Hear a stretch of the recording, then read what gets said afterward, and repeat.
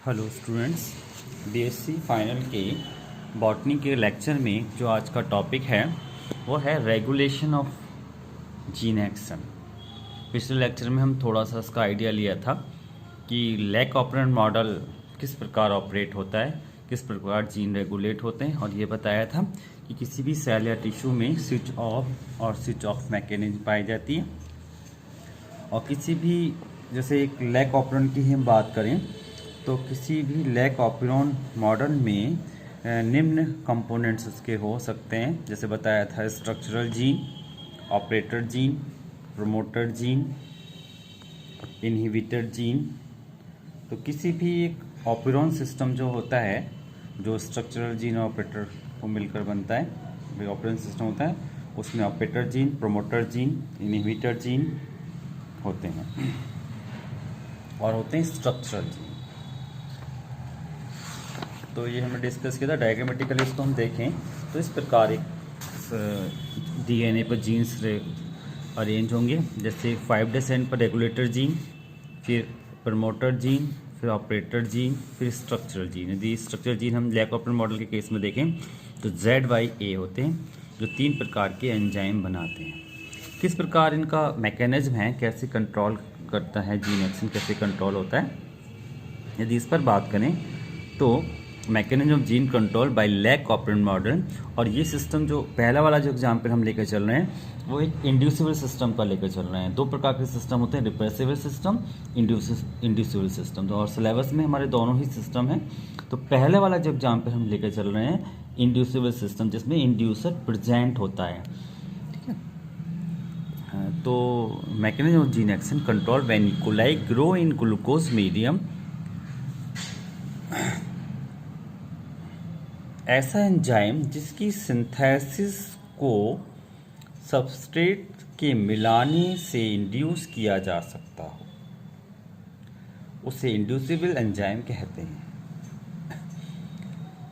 और वह genetic system जो इस प्रकार की एंजाइम सिंथेसिस के लिए रिस्पॉन्सिबल होता है इंड्यूसिबल सिस्टम कहलाता है। ग्लूकोज मीडियम यदि हम ई. कोलाई बैक्टीरिया ग्रो करें तो ग्लूकोज मीडियम का मतलब ये हुआ कि ग्लूकोज मीडियम में लैक्टोज को पचाने वाले एंजाइम का बनने की कोई आवश्यकता नहीं है, और उस समय वो एंजाइम्स नॉन एक्टिव स्टेज में यानी कि स्विच ऑफ रहने चाहिए। जब ई. कोलाई को ग्लूकोज मीडियम में ग्रो किया जाता है तब ग्लूकोज दिए जाने पर लैक्टोज की एब्सेंस में उपरोक्त तीनों एंजाइम बनने की कोई आवश्यकता नहीं होती। अतः एक्टिव रिप्रेसर ऑपरेटर जीन से बाइंड करके उसे इनएक्टिव कर देता है, जिसके फलस्वरूप आरएनए पॉलीमरेज प्रोमोटर रीजन से आगे नहीं बढ़ पाता, जिससे ना तो ट्रांसक्रिप्शन होता है और ना ही ट्रांसलेशन, अर्थात लैक्टोज का एसिमिलेशन करने वाले तीनों एंजाइम्स का निर्माण नहीं होता, तीनों प्रकार के एंजाइम्स नहीं बनते।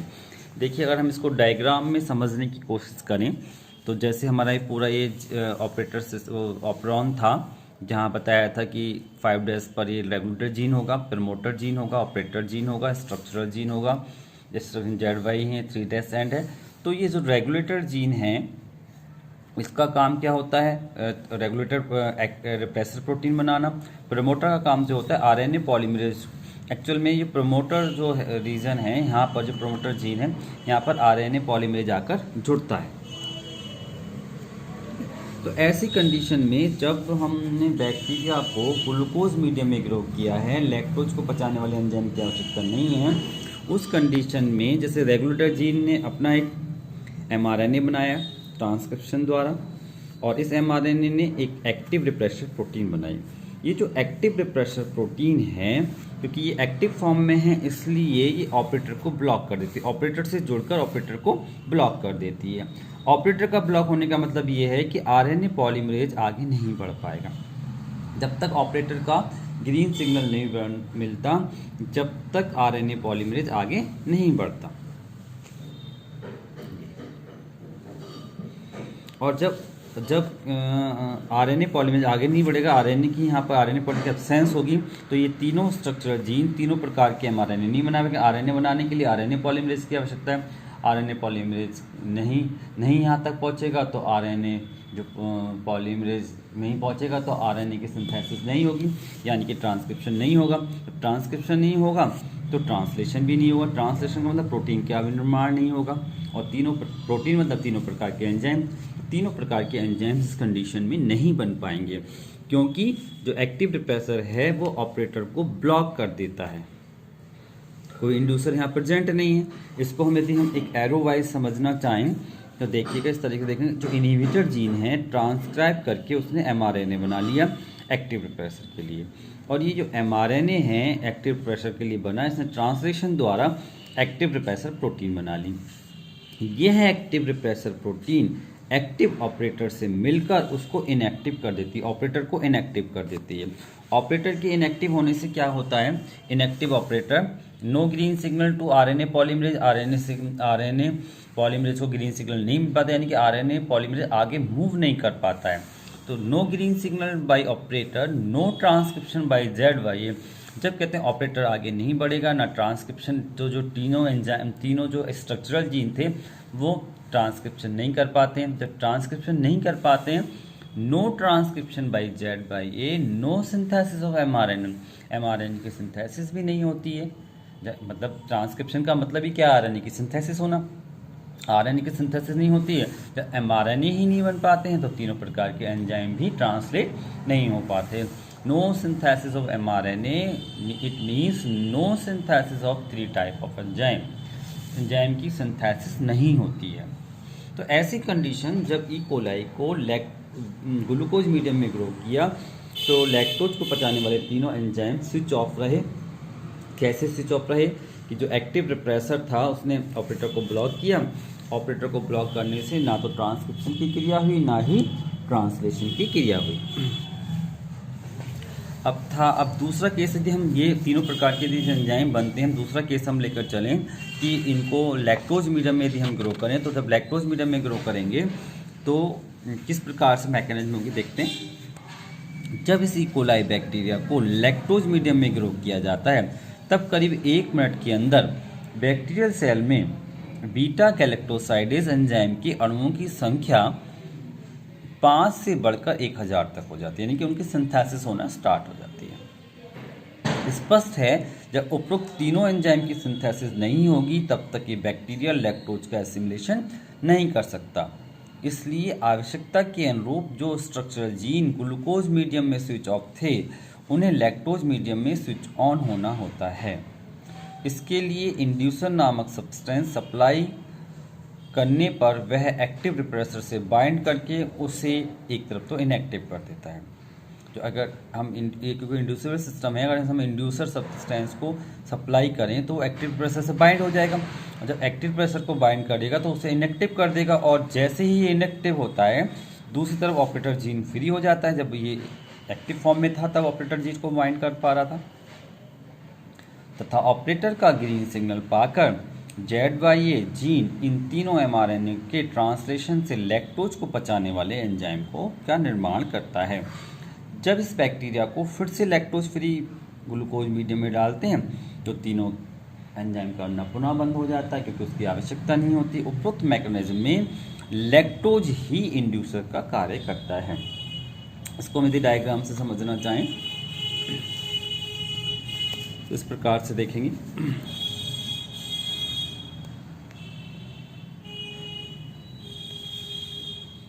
ये regulator gene, promoter gene, operator gene, structure gene. इस केस में हुआ क्या है, रेगुलेटर जीन ने तो अपना एमआरएनए बनाया, एमआरएनए ने अपनी रिप्रेसर प्रोटीन बनाई। ये जो रिप्रेसर प्रोटीन थी एक्टिव फॉर्म में थी, तो जैसे हम इसको लैक्टोज मीडियम में डाला था तो लैक्टोज ही यहाँ इंड्यूसर का काम करता है। लैक्टोज इस एक्टिव रिप्रेसर प्रोटीन से जुड़कर उसे इनएक्टिव बना देता है। और इनएक्टिव बनाने का मतलब क्या हुआ, ये जो इनएक्टिव बनाया गया है, इनएक्टिव बनाने का मतलब क्या हुआ कि ये इनएक्टिव जो होगा वो ऑपरेटर से नहीं जुड़ पाएगा, ये इनएक्टिव फॉर्म में।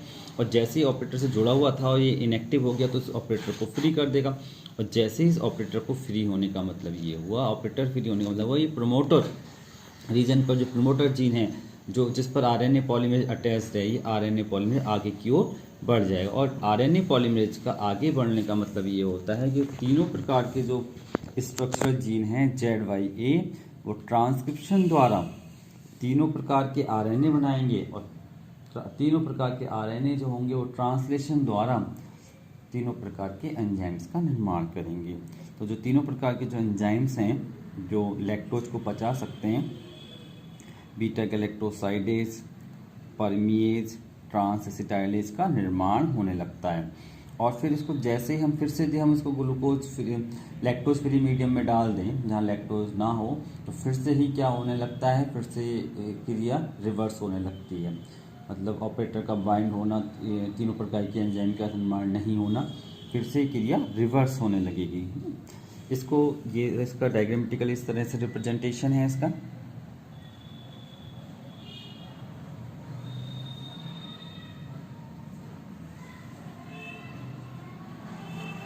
अब एरो वाइज का हम देखेंगे, एरो वाइज कैसे रिप्रेजेंट करें इसको। जैसे पहले उस केस में ग्लूकोज वाले केस में एरो वाइज रिप्रेजेंट किया, वैसे ही इसमें रिप्रेजेंट करेंगे।